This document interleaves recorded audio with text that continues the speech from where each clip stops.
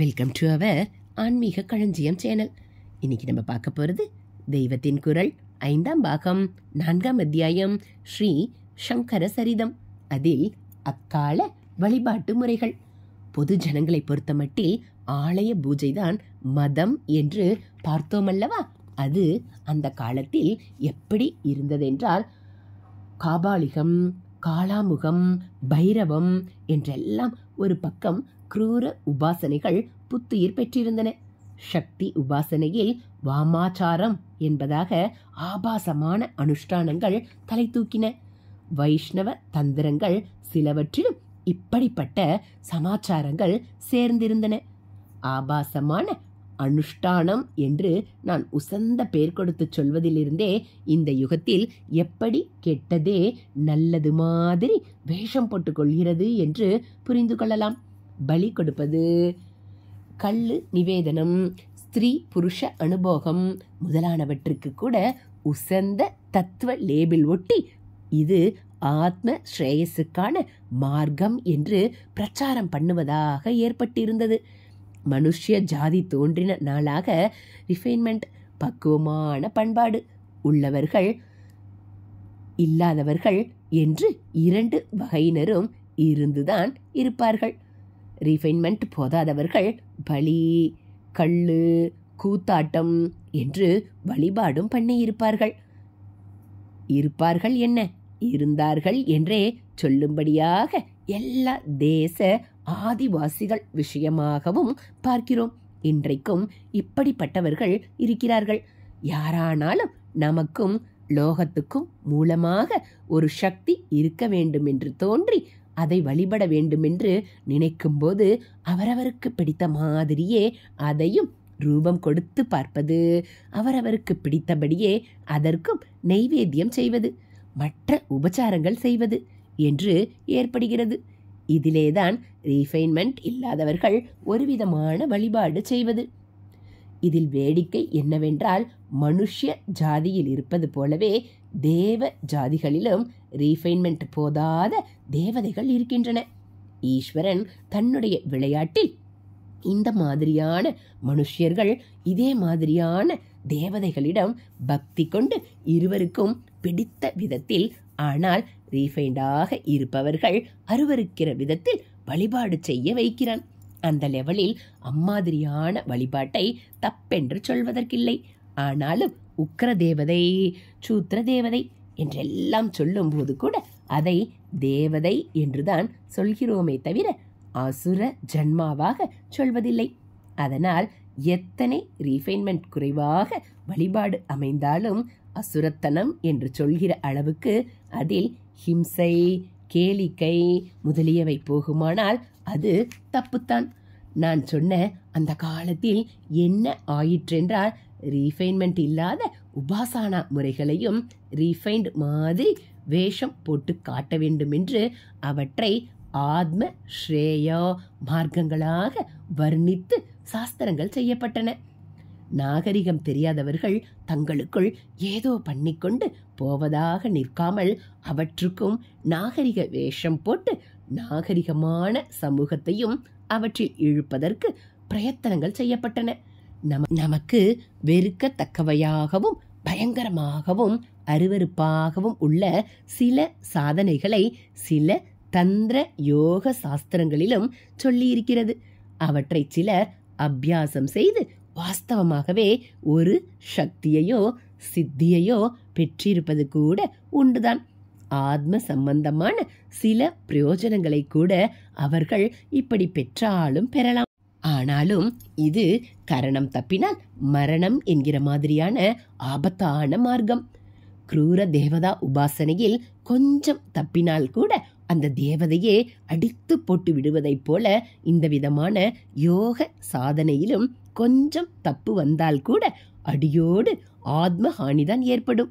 இந்திரிய சுகத்தில் ஒரே வழுக்காக தடால் என்று இழுத்து விடக்கூடிய அபியாசங்களை கொஞ்சம் கூட மனசில் விகாரமே ஏற்படாமல் பண்ணி ஜெயிப்பதென்பது ரொம்பவும் சிரம சாத்தியமாகவே இருக்கும். கத்தி முனையில் நடப்பது மாதிரியான இத்தகைய சாதனைகள் அவசியமே இல்லை. கத்திமுனையில் நடப்பது என்றால் கௌரவமான சாதனையாக தோன்றுகிறது. நம்முடைய வேதாந்தமாகிய பிரம்ம வித்யா சாதனையையே உபனிஷதம் கத்தி முனையில் நடப்பதாக சொல்லியிருக்கிறது.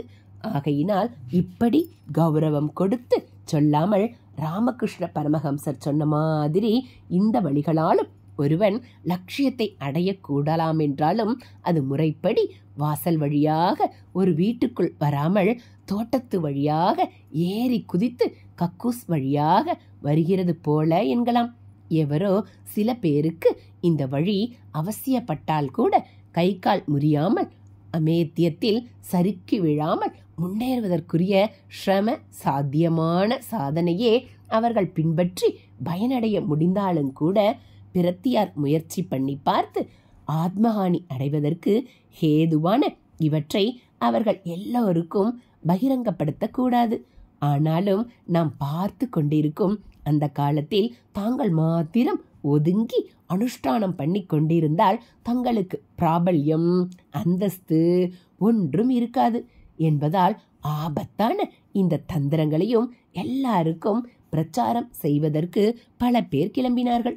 இதில் ரொம்ப விசித்திரம் என்னவென்றால் சுவாமி என்பவரை பற்றியே புத்தர் சொல்லாமல் போய்விட்டாலும் பொது ஜனங்களுக்கு தெய்வ வழிபாடு இல்லாமல் முடியாததால் பிற்பாடு அந்த மதத்தில் புத்தரையே சுவாமி மாதிரி ஒரு தினுசில் வைத்து ஹிந்து மதத்தில் எந்த சுவாமிக்கும் இல்லாத அளவுக்கு பெரிய பெரிய விக்கிரகங்களை வழிபாட்டிற்காக ஏற்படுத்தினார்கள் என்று பார்த்தோமல்லவா. அதாவது போகிறது பரம சாந்தமாக இருக்கும் அந்த விக்கிரகங்களை பார்த்தால் எவருக்காயிருந்தாலும் சன காலமாவது மனஸ்குவிந்து ஒரு அமைதி உண்டாகாமல் இருக்காது. ஆனால் இதோடு நிற்காமல் இன்னொரு பக்கம் என்னவாயிற்று என்றால் அந்த மதத்தில் அவ்வளவாக பக்குவம் யோகியதாம்சம் பார்க்காமல் கூட்டம் கூட்டமாக பிக்ஷு சங்கம் என்று சேர்த்தார்கள். சந்நியாசிகள் ஏராளமாக இருந்தால்தானே ஒரு மதத்துக்கு பிரஸ்டீஜ் என்பதாலும் இருக்கலாம். விளைவாக என்ன ஆயிற்றென்றால் அப்போதைக்கு ஒரு ஆகர்ஷணத்தில் பிக்ஷுவானவர்களில் பல பேருக்கு அதற்கான விவேக வைராகியங்கள் போதாததால் பிறகு சந்நியாசத்தின் கடுமையான நெறிக்கு ஈடுகொடுக்க முடியவில்லை. தப்பான சலனங்கள் ஏற்பட்டன. அவற்றை தீர்த்து கொள்ளும் அவுட்லெட் ஆகவே மதானுஷ்டானம் என்ற கௌரவமான பேரில் ஆபாசமான தந்திரங்களை உண்டாக்க ஆரம்பித்தார்கள். அதாவது விசித்திரமாக எந்த மதத்தில்தான் வழிபாடு என்பதே அவசியமில்லை என்று வைத்திருந்ததோ அதிலேயே தகாத வழிகள் உள்பட எத்தனை உண்டோ அத்தனை தினசிலும் வழிபாடுகள் உண்டாயிற்று. அப்புறம் அப்போதே எல்லாமே சறுக்கு வழியில் போய்கொண்டிருந்ததால் நம்முடைய மதம் அவர்களுக்கு பிந்தியாக போவதா என்பது போல ஹிந்து மதத்திலேயும் பலர் தோன்றி இப்படிப்பட்ட விபரீத உபாசனைகளை புகுத்தினார்கள். பக்தி வழிபாடு என்று மட்டும் பார்க்கும்போது இப்படி கிரூரமானது ஆபாசமானது என்று தப்பு சொல்ல முடியாமல் சைவமாக பாசுபதத்தில் ஒரு பிரிவு, வைஷ்ணவமாக பாசுவத பாஞ்சராத்திர சம்பிரதாயம் ஆகியனவும் அப்போது பிரச்சாரத்தில் இருந்தன. வைதீக பாசுபதம் அவைதீக பாசுபதம் என்று இரண்டு பிரிவுகள் ஏற்பட்டு வைதிகத்தில்தான் சௌமியமான வழிபாடு விதிக்கப்பட்டது.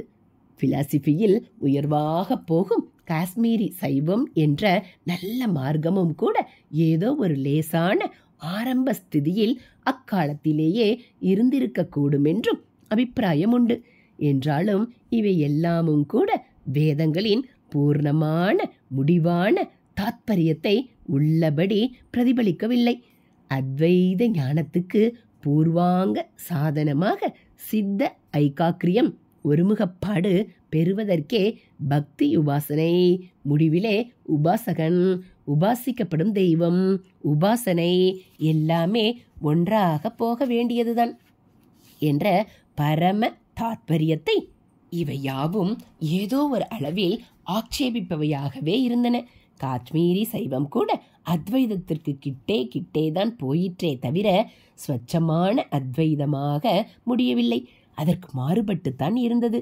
அநேக விதமான பக்தி சம்பிரதாயங்கள் தங்களை வைதீகமானவையாக சொல்லிக்கொண்டாலும் வாஸ்தவத்தில் வைதீகத்தின் முடிவான அத்வைத லட்சியத்திற்கு மாறாக போகிறவையாகவும், ஆனாலும் அனாதியாக இங்கே பிரகாசித்து வந்திருக்கும் வேத மரபு என்ற பெயரை சொல்லிக்கொண்டு தங்களுக்கு பெருமையும் செல்வாக்கும் தேடிக்கொள்வதுமாகவே இருந்தது.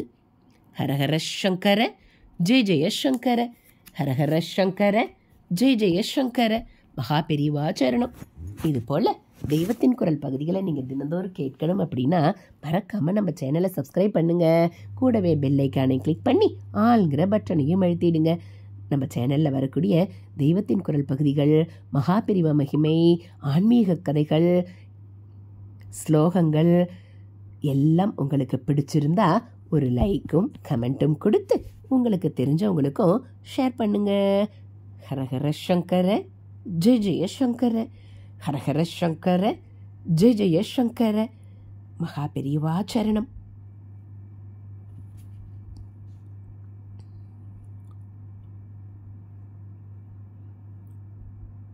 Thank you.